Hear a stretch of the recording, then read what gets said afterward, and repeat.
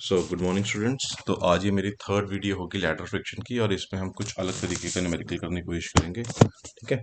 Ladder frictions के numerical काफ़ी important रहते हैं और अलग अलग तरह के न्यूमेरिकल्स आ सकते हैं। हम दो तरह की वीडियोस कर चुके हैं, जिसके अंदर हमने एक तो न्यूमेरिकल किया था जिसके अंदर हमने हॉरिजॉन्टल फोर्स निकाली थी।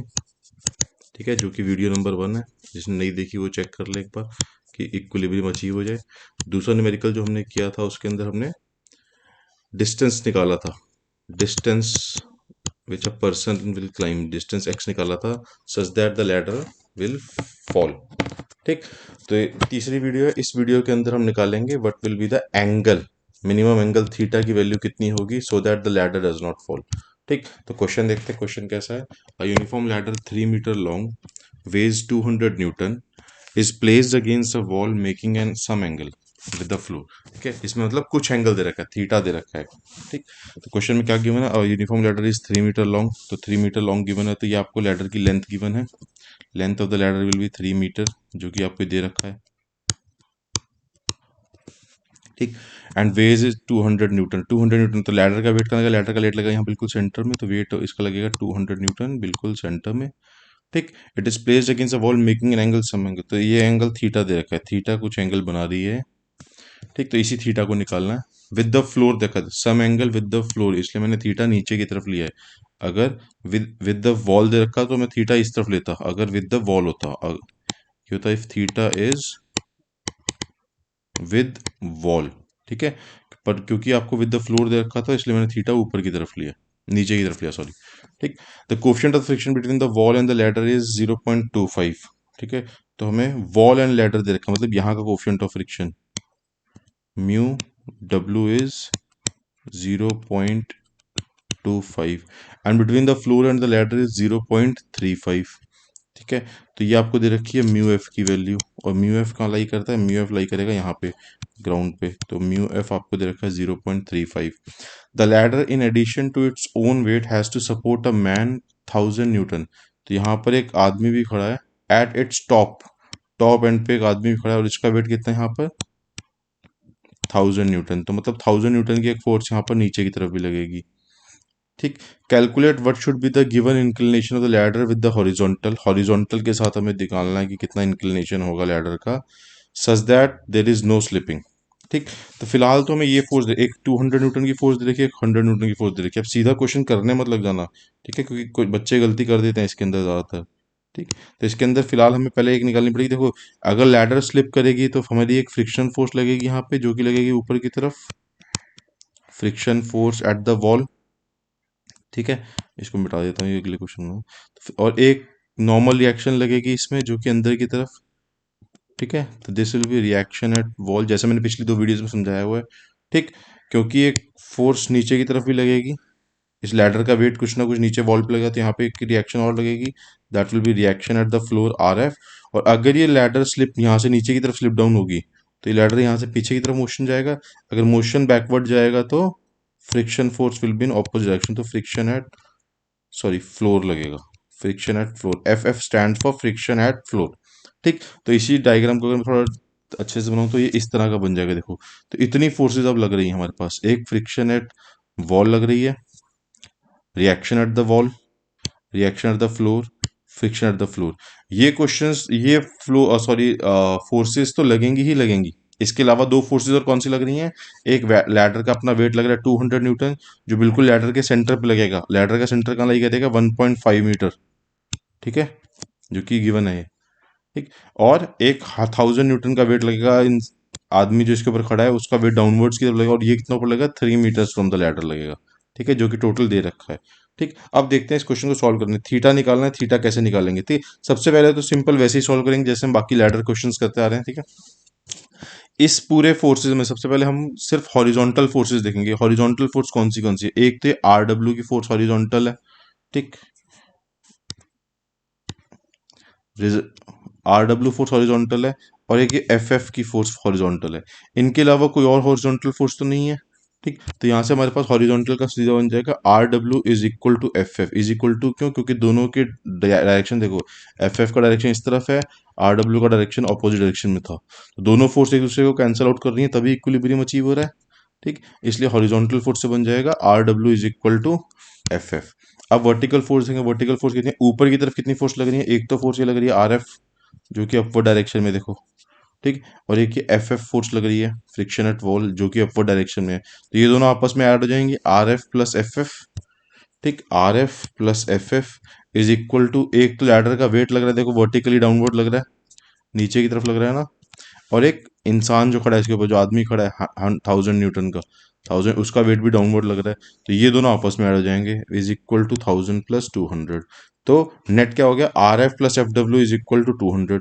ये हमारी इक्वेशन 1 है और ये हमारी इक्वेशन 2 है, ठीक है। हॉरिजॉन्टल और वर्टिकल से तो बनेगी, ठीक है। मैंने एक चीज़ और समझाई थी कि जब भी इक्विलिब्रियम अचीव होता है, इक्विलिब्रियम अचीव होने में हमारी तीन कंडीशन सेटिस्फाई करती हैं, ठीक है। इक्विलिब्रियम अचीव होना कि बॉडी स्टेबल, सभी फोर्सेस लगने के बाद बॉडी बिल्कुल स्टेबल है इक्विलिब्रियम, तो हमारी तीन कंडीशन क्या होंगी कि उसका horizontal summation will be equal to zero, vertical summation will be equal to zero, and at any point the summation of moment is also equal to zero, ठीक है। ये तीनों चीजें सेटिस्फाई करेंगी तभी वो बॉडी इक्विलिब्रियम में रहेगी, ठीक है। तो हमने समेशन हॉरिजॉन्टल से एक इक्वेशन बना ली, समेशन वर्टिकल से एक इक्वेशन बना ली, मोमेंट से भी निकालते हैं कि summation of the moment at any point should be equal to zero. तो let us consider moment at point A, नीचे वाले पॉइंट को लेंगे, इजी बन जाता है इससे, ठीक। तो moment at point a force पे देखो एफ एफ और आर एफ, इन दो फोर्सेस की मूवमेंट तो जीरो हो जाएगी, क्यों, मूवमेंट क्या होता है, movement is define as force into perpendicular distance, ठीक। अगर मैं एफ एफ का देखूं, एफ एफ का परपेंडिकुलर डिस्टेंस कितना है ए से, जीरो, वैसे ही आर एफ का भी परपेंडिकुलर डिस्टेंस कितना होगा ए एफ से, जीरो, क्योंकि दोनों का लाइन ऑफ एक्शन देखो ए से ही पास कर रहा है, ठीक। तो इसलिए आर एफ और एफ एफ की मूवमेंट कितनी हो जाएगी, जीरो, क्योंकि परपेंडिकुलर डिस्टेंस जीरो है इनका, ठीक।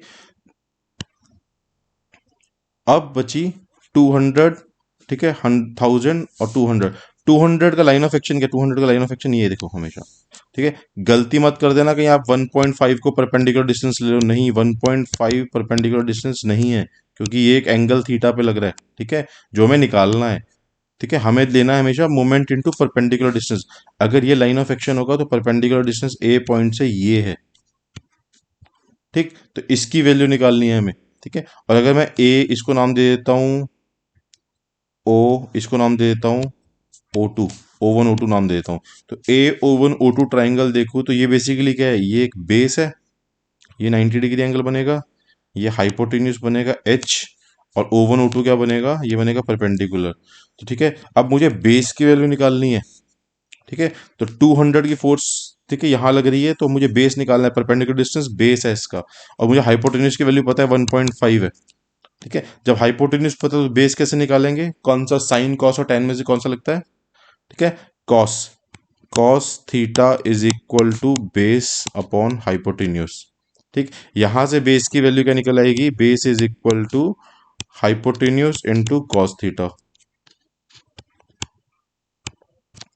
ठीक। और हाइपोटेन्यूस की वैल्यू कितनी है, 1.5 इंटू कॉस थीटा, ठीक। तो यहां से 200 का मोमेंट तो हमारे पास आ गया, ठीक है। 200 का मोमेंट क्या आ जाएगा, ये डिस्टेंस आ जाएगा, ठीक है। तो मोमेंट एट पॉइंट 200 का 200 इंटू 1.5 इंटू कॉस थीटा, ठीक, ये आ जाएगा 200 का मोमेंट। सिमिलरली हम 1000 का मोमेंट भी निकाल सकते हैं, ठीक। 1000 का मोमेंट निकालने के 1000 का मोमेंट, ये अब ये मैं बड़ा वाला ट्रायंगल लूंगा ए बी सी, सेम 1000 का देखो लाइन ऑफ एक्शन ये चल रहा है बी, ये वाला पॉइंट, ठीक है। अब मुझे ए सी की वैल्यू निकालनी है क्योंकि ये बेस है, जैसे मैंने ओ वन ओ टू में किया अभी, ठीक है। ए बी सी ट्राइंगल में बेस की वैल्यू निकालनी है, हाइपोटेन्यूस कितना है इसका, इसका हाइपोटेन्यूस दे रखा है मुझे 3 मीटर्स दे रखा है, ठीक। तो डिस्टेंस कितना निकल जाएगा, बेस कितना निकल जाएगा, base will be equal to hypotenuse into cos of theta, तो which will be equal to 3 cos theta, ये बेस आ जाएगा, ठीक। जब 3 कॉस थीटा आ गया, 1000 का मूल्य 1000 फोर्स जो लग रही है इनटू डिस्टेंस कितना लग रहा है 3 कॉस थीटा, ठीक। तो यहां से मेरे पास 1000 इंटू 3 कॉस थीटा आ गया, देखो ये ऊपर वाले का, ये 3 कॉस थीटा कैसे निकलेगा, मैंने भी बताया ट्राइंगल एबीसी में से, ठीक है, जो कि है परपेंडिकुलर डिस्टेंस, और ये हमारी फोर्स है, this is our force. Similarly 200 is our force, और ये हमारा क्या है 1.5 कॉस अल्फा, अल्फा लेके चल रहे हैं क्योंकि हम एंगल को, ये हमारा परपेंडिकुलर डिस्टेंस है, ठीक। तो ये तो आ गई जितनी भी हमारी क्लॉकवाइज मूवमेंट है, ठीक है, एक बार और ध्यान दिलाता हूँ कि क्लॉकवाइज और एंटी क्लॉकवाइज मूवमेंट कैसे होंगी। ठीक है, अगर मैं ए पॉइंट को देखूं 200 की वजह से, देखो बीम किस तरह से, अगर ए पॉइंट पे मैं इसको हिंज कर दूं यहाँ पर, तो 200 फोर्स की वजह से ये पॉइंट इस तरह से, बीम इस तरह से घूमने की कोशिश करेगा। ठीक है, वैसे ही इस 1000 फोर्स की वजह से पॉइंट इस तरह से घूमने की कोशिश करेगा, और ये क्लॉकवाइज डायरेक्शन की तरफ घूमने की कोशिश कर रहा है बीम। ठीक है, तो क्लॉकवाइज का movement will be equal to anti clockwise का मूवमेंट। आर डब्ल्यू की फोर्स देखो, आर डब्ल्यू की फोर्स कैसा मूवमेंट लगेगा, आर डब्ल्यू की फोर्स इसको बीम को ऐसे घुमाने की कोशिश करेगी, जो कि एंटी क्लॉकवाइज है। ठीक, एफ डब्ल्यू की जो फोर्स है, एफ डब्ल्यू की फोर्स भी इसको एंटी क्लॉकवाइज घुमाने की कोशिश करेगी।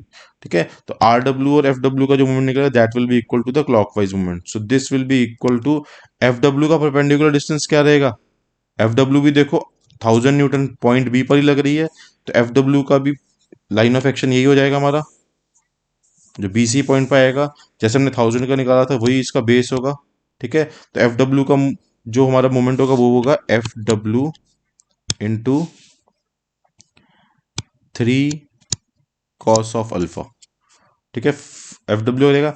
आर डब्ल्यू का देखो, आर डब्ल्यू का लाइन ऑफ एक्शन क्या, आर डब्ल्यू का लाइन ऑफ एक्शन ये है, तो मुझे ये परपेंडिकुलर डिस्टेंस निकालना है।